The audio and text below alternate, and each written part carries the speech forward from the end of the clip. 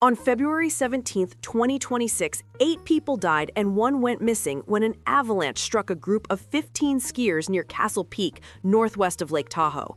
It's the worst avalanche tragedy in the United States in 45 years. To understand what happened, we need to go back to Sunday, February 15th. At 5 a.m., the Sierra Avalanche Center issued an avalanche watch for the Castle Peak area. Despite the warning, 15 people, 11 clients, and 4 guides from Blackbird Mountain Guides departed for a 3-day backcountry skiing trip to the Frog Lake backcountry huts. These weren't casual weekend warriors. The trip required intermediate to expert skiers with at least 20 days of backcountry experience, the ability to climb 2,500 vertical feet in a day, and participants paid $1,165 each. All 4 guides were certified AIRE instructors. These were experienced professionals. The Frog Lake huts sit at 7,600 feet in an area averaging nearly 35 feet of snow per year, one of the snowiest places in the Western Hemisphere. Serious backcountry terrain. Conditions deteriorated rapidly. Between Sunday and Tuesday, 3 to 6 feet of new snow fell.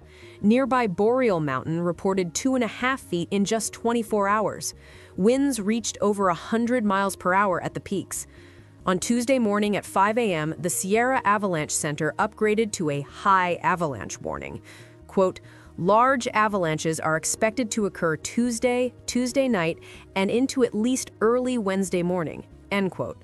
Travel in avalanche terrain was not recommended. The group was scheduled to return to the trailhead that same day, the final leg of their trip. The previous day, Blackbird had posted on Instagram noting atypical layering and a particularly weak layer in many northerly aspects. Their guides were in communication with senior staff about conditions and routing. They knew the snowpack was problematic. At approximately 11:30 a.m., the group was making their way back when the avalanche struck. Captain Russell Green of the Nevada County Sheriff's Office, quote, "Someone saw the avalanche, yelled 'avalanche,' and it overtook them rather quickly," end quote.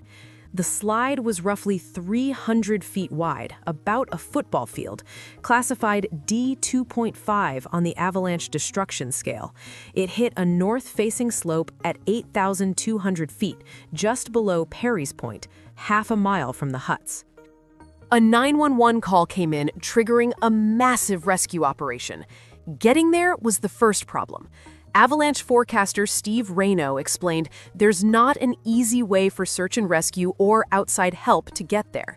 Between 46 and 50 responders deployed from Nevada County, Placer County, Washoe County, Tahoe Nordic Search and Rescue, and Truckee Fire.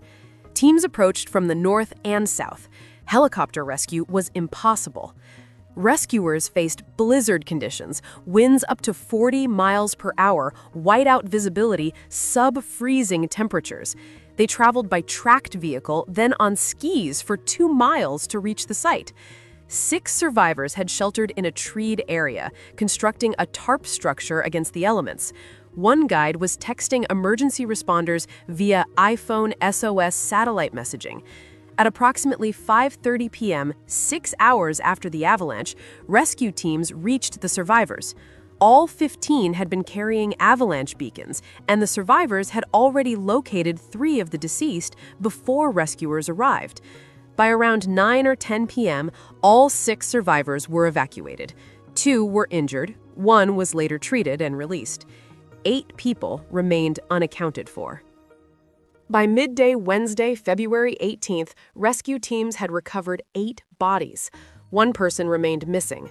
Nevada County Sheriff Shannon Moon said, "We did have conversation with the families of the folks that are still outstanding and let them know that our mission went from a rescue to a recovery.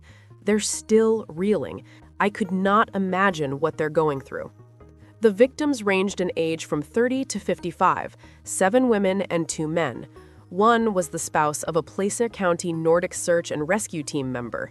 Several were connected to Sugar Bowl Academy, a private school for competitive skiers in Northern California. Some were from Mill Valley in Marin County. The bodies remained on the mountain as conditions and continued avalanche danger made recovery impossible. questions immediately arose about the decision to proceed on Tuesday, given the high warning. Sheriff Moon, "Those are the decisions the guide company clearly had made. We're still in conversation with them on the decision factors that they made." Blackbird Mountain Guides, founded in 2020 by IFMGA mountain guide Zeb Blaze, released a statement saying they remained fully engaged in assisting search and rescue efforts. On Wednesday night, the company paused all field operations and launched an investigation. Blaze said, "We don't have all the answers yet, and it may be some time before we do." With more on the brutal conditions. Steve Reno explained what made the slide so deadly. A persistent weak layer in the snowpack buried under a massive new load of snow. Even after the avalanche, that weak layer remained, with another 3 feet reloaded on top. Natural avalanches were still expected. For 9 missing To put this in skiers. perspective, this is the deadliest avalanche in California history. The previous record was the Alpine Meadows Avalanche on March 31, 1982, which killed 7 people. The Castle Peak Avalanche is also the deadliest in the United States in 45 years. The last to kill more people was on Mount Rainier in 1981, when 11 climbers died in an ice avalanche on Ingraham Glacier. The U.S. averages 25 to 30 avalanche deaths per year. Castle Peak itself saw an avalanche fatality just 1 month earlier, when a snowmobiler was killed about a mile from the site. What makes this story so tragic is that everyone involved understood the risks. Experienced skiers, certified guides, avalanche beacons, satellite communication, a reputable company. And still, 9 people lost their lives. Sugar Bowl Academy's executive director, Stephen McMahon, multiple members of the Sugar Bowl Academy community died. We are an incredibly close and connected community. This tragedy has affected each and every one of us. 8 families will never be whole again.